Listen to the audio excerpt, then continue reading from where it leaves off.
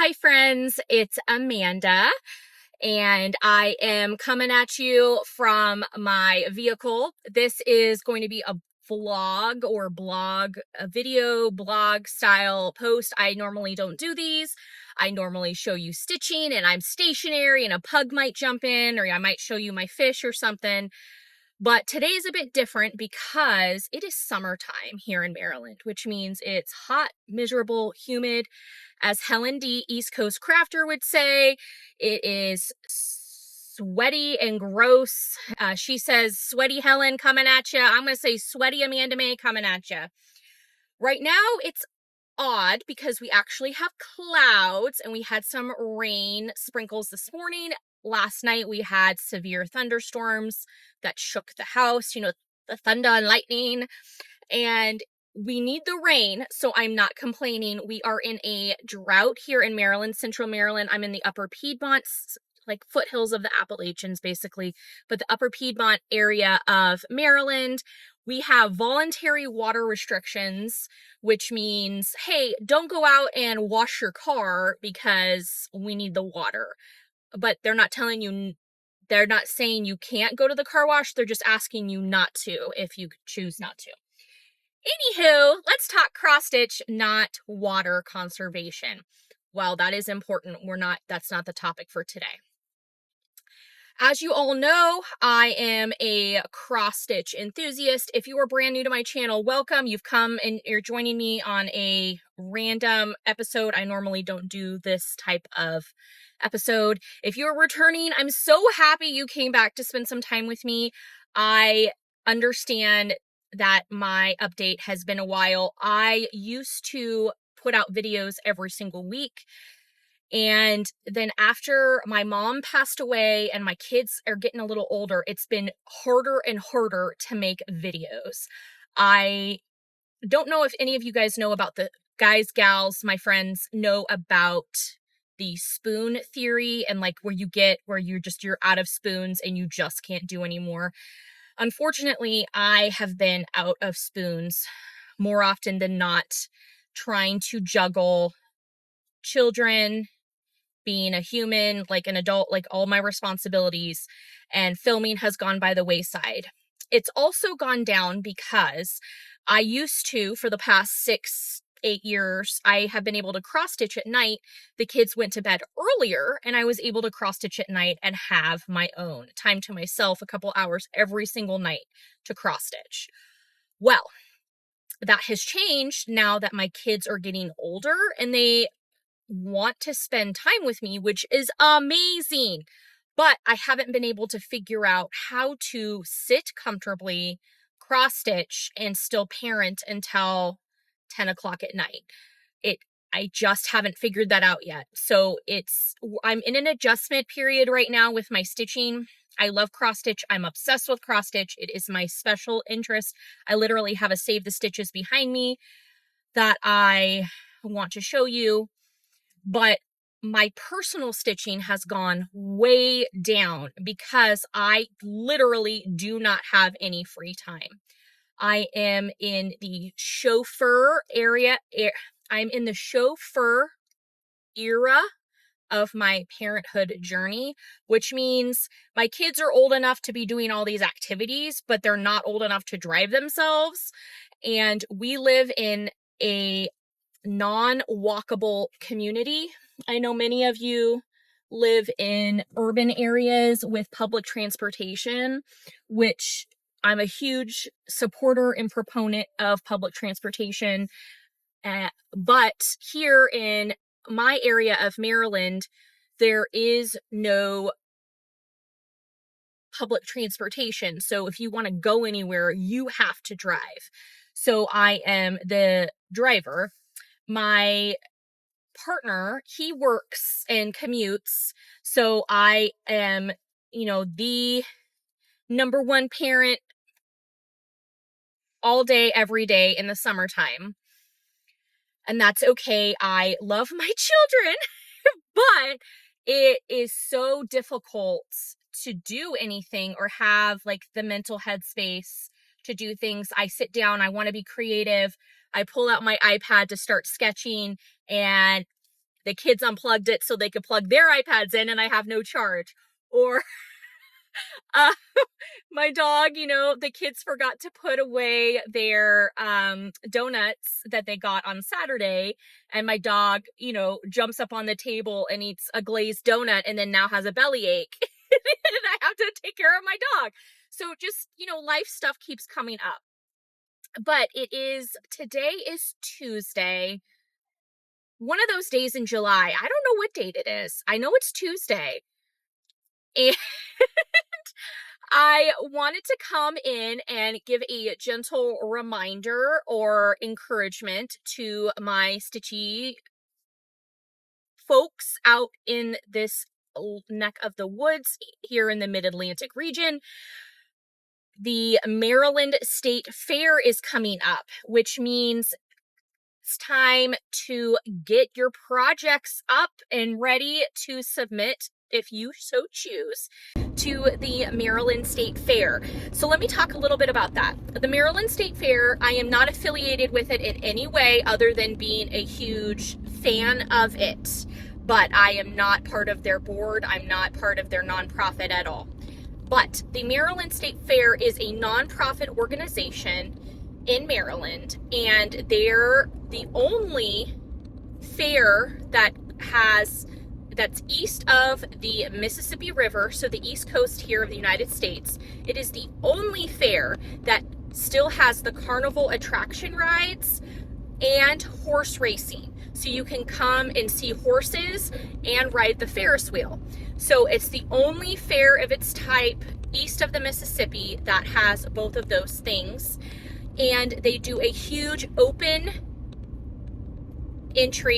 arts, home arts section of their exhibition. They have a big exhibition hall. It hosts the 4-H stuff as well as individuals in Maryland and the surrounding states. So all of the states that border Maryland, West Virginia, Pennsylvania, Virginia, that if you want, and Delaware, that want to participate in the Maryland State Fair can. And the sign up, you can do it online or in person. I recommend doing it online ahead of time. It's $2 to create an account, and you have to recreate it every year. It's the blue ribbon, and I will have the link below. So $2, but that's unlimited entries. You can enter in any of the categories that you qualify for. And you need to read the rules. I don't know the rules for every single thing. So this year, kids are talking about entering in different categories than they've ever entered in before. I'm familiar with the needlework and counted thread categories, but I'm not familiar with woodworking or photography or hooked rugs or the knitting and crochet, so those you'll have to go look at. I will put the link below if you are interested. The online sign up deadline is July 31st to submit online in the categories that you want to participate in. And then in mid-August is the drop-off date where there's 1 day or 2 days where you go and you physically drop off your stuff. You cannot mail it in. And then the fair happens the fair goes on, and then after the fair is done, there is the pickup day where you go and pick up your stuff. Several cross-stitchers in Delaware, I know they get together every year, and one person drives down and enters the cross-stitch and needlework stuff for their group of friends. So you don't have to physically take in your own entry. You could coordinate with friends or family and see about one of you going and dropping it off one day and one of you going and picking it up the other day. I've been trying to encourage a couple of my friends locally to participate in the fair, and I said, I will put it in a box in a laundry basket and I will take it and drop it off on your behalf. All you need, and pick it up. All you need to do is enter, and I will take it in and pick it up. This is past Amanda, 2024 Amanda, and I want to show you a little behind the scenes of the Maryland State Fair. This is a really cool opportunity that I had with the president of the fair. Here she is. She did a tour and talked all about behind the scenes of the horses, and I want to share that with you, even if you're just interested in the home arts exhibition stuff. A lot of our buildings are aging out, and we continue to try and the buckets that you see that are lining the gate here is for the horses. When the horses come off the track, they have sponges and they have water in them so that they can wash them off so they can cool down. This is our Jumbotron. When you go to big racetracks, they're huge, huge, huge. The red light pole that you see, you would think is the finish line. It's really not. That mirror next to it is. That mirror trips a camera that's on top of the building. So you've heard of a photo finish? Yes. They take a finish. So if her horse is won by a nose, upstairs they'll see it. There's a house on top of the grandstand where the stewards are. Anybody who does anything wrong, the stewards are going to see it and they can say your horse has been disqualified. Or you just went from first to last. So you don't want to do anything wrong because you can get fined, you can get suspended, you can get removed. I mean, they can do anything. The guys are bordering the racetrack right now. The track is also used during the 2-year-old training sale. Aside from that, we are nonprofit.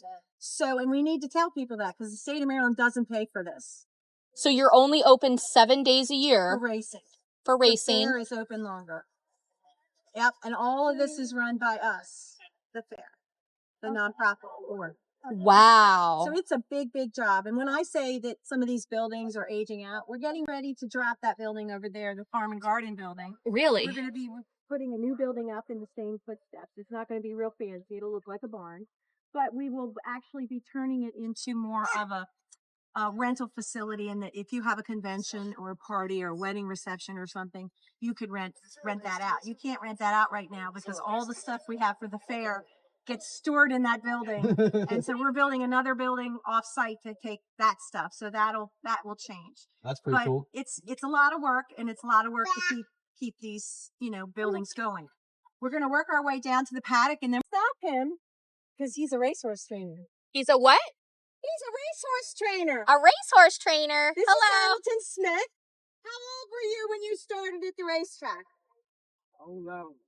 When I started on the racetrack. Yep. Well, I used to go to New England with my older brother when I was very young. And what did you do there? Did you ride? Did you groom? What did you train? I was hot walker, then I started galloping. When did you become a trainer? Well, a licensed trainer in 73. I worked in a racing office before. Oh, did you? See, that's how people get started here. They start as a hot walker and work their way up. How many years have you been in racing now? Let me see. Yeah. You're trying to find a whole lot. That's what it is. See? I started in racing in the late 50s. Okay. What's your favorite racetrack? Keenan. Keeneland. How many horses do you have in today? 3. Okay, now to what I do, because for years nobody ever told anyone what racing was like. Hi, Steve. That's the cameraman. Okay. See this man in the tie? See this man in the What tie? do you think he does here? I want to say accountant. No, I'm going to tell you. Well, I'm going to tell you. I just said it a few minutes ago. When you're at the racetrack, you have to behave, or else. The steward. Nice. Yeah, there are 3 of us. Okay. Yeah, and we're up on the roof. We watch all the races, and all the licensees, people that have licenses, fall under us. So if there's any problems with them, we get to read out some justice. Yeah. So if you do something wrong in the race. If you're a jockey and you do something wrong in a race, well, today we had a couple injuries yesterday. Not injuries, they fell off. And we have movies. So the jocks will come in our office and we'll discuss the movies discuss the incidents with them. And that's what we do. That's awesome. And the rest of the time we just sleep up there. You sit up there and drink beer. We know the real truth.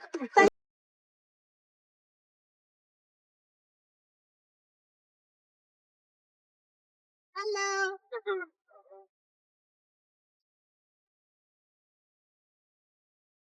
See this big trailer? You might pass this as you're driving around. This is full of horses. So you wanted your horse to race here today, and your horse is training at Laurel. You picked up the phone and you called the racing office and said, Fluffy is running at Timonium tomorrow. Could you put Fluffy on the shuttle? And they say yes. She works for you. She is Fluffy's groom. So she got to ride on the shuttle with Fluffy. And she gets to bring all of her necessary equipment. A bucket for water, hay, grooming supplies, anything the horse needs for lunch. Because guess what? She has to sit by that stall all day till the end of the day when they'll put Fluffy back on the trailer and take her back to Laurel or Pimlico. Now, Pimlico is shutting down. So these horses now, everybody came from Laurel. So you'll see these on the highway going back and forth, and they're going from Laurel to Pimlico, and they're usually on horses. So look closely, and you'll see the horses in there. And the horse has to go to school, like kids have to go to school. So follow me. We're going to see what happens when horses go to school. Come on in, all the way in. Come around. You've got to hand over the end of the rail because it's a little sharp. Oh, we get to go in? All the way in. You're going to get up close and touch it. Oh my gosh. Open it. We're going to make it really fun for you. Wow. I always wanted to know what these look like in real life. It's pretty intimidating looking, isn't it? Wow. You only see it on TV, and you never pay attention to the guys like Jeff. Exactly. Work. We work 5 days a week from 7 o'clock to 9:30 in the morning, and that's where all the work's done for these racehorses. They just don't know how to break out of the starting gate. We do a lot of schooling and teaching them, and there's 10 to 12 of us.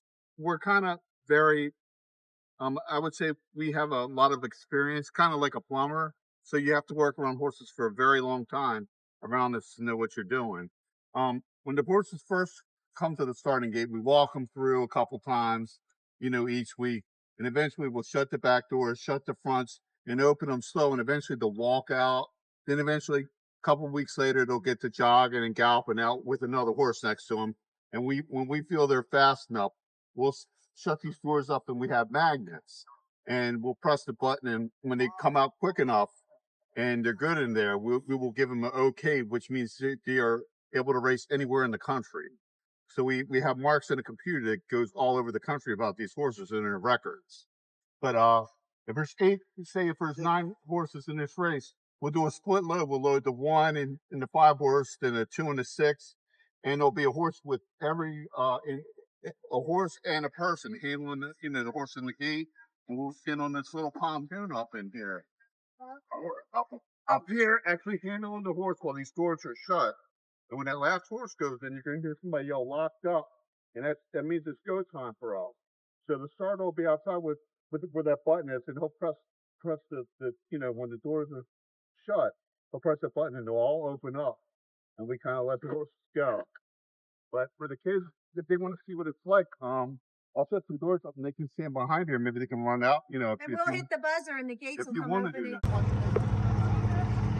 Love you.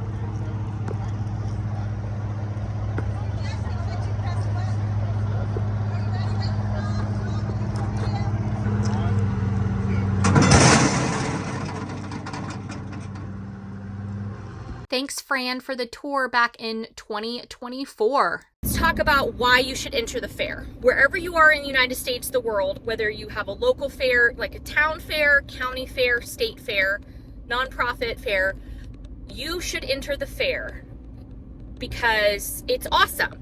It motivates you to get your pieces fully finished so you don't have an under the bed box. Not that there's anything wrong with under the bed box. I'm not saying there is, but it can encourage you to get things fully finished. You are showcasing your work, whether you're an excellent stitcher or not. It's all about the joy of stitching, and you're showing other people about needlework. People come to the fair and they'll go into those exhibition halls and they'll walk in just to use the restroom and get in the air conditioning. But then once they're in the hall, they're like, oh my gosh, what is this? And they'll start looking at the cross stitch. They'll start looking at the quilts, the crochet, looking at the woodwork. And there's so many kids, and I've been there and I've seen it firsthand, and it's so awesome. where kids are like, oh my gosh, I love that. I want to do that. Where can I learn how to do that? And even adults who have never cross-stitched before. Wow, what is that? Where can I buy a kit? Where can I learn how to do this? And it opens the door, the conversation, to get more people encouraged in needlework or in the home arts in general. And it's really awesome. So you're doing it to spread the joy of needlework. It gets you out of your comfort zone, potentially. And sometimes there's a monetary prize involved, not always. If you get a ribbon. But I don't do it for the ribbons. I don't do it for the prize money. I do it for the joy of needlework, and it also encourages my kids to put themselves out there and show their work.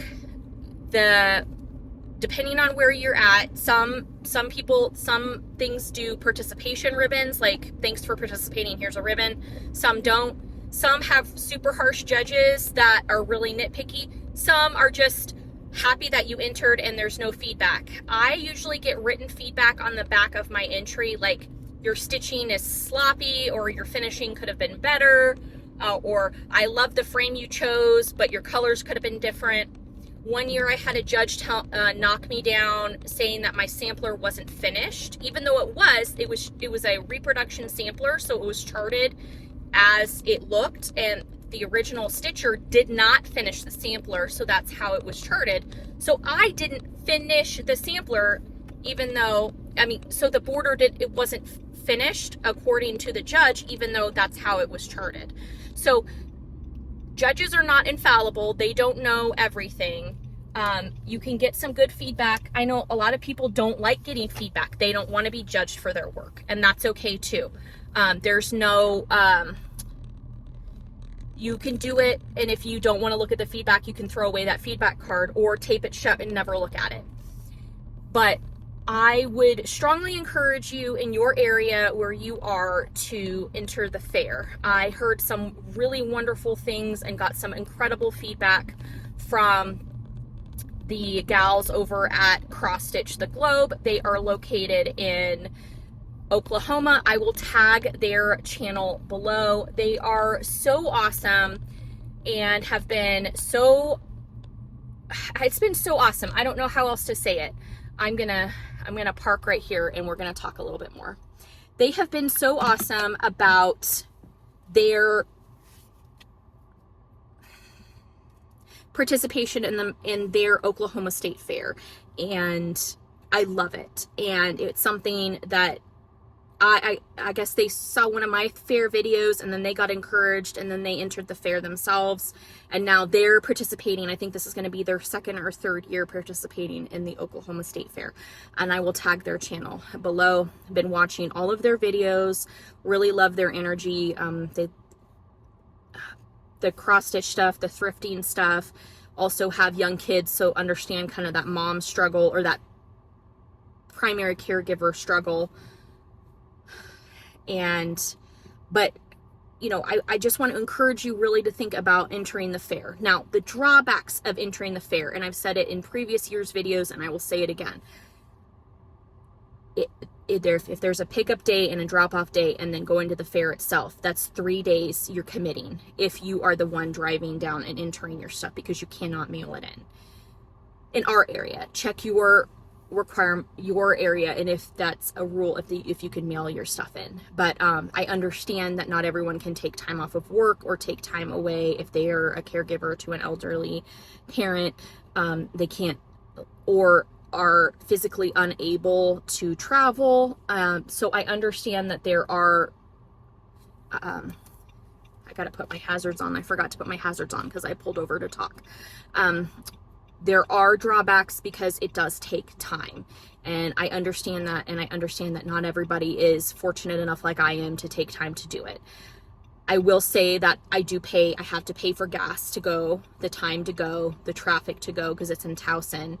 And then I bring my kids because I watch them. So then we have to go either do an activity afterwards. I've got to go get them snow cones. They call them snowballs out here. It's totally weird.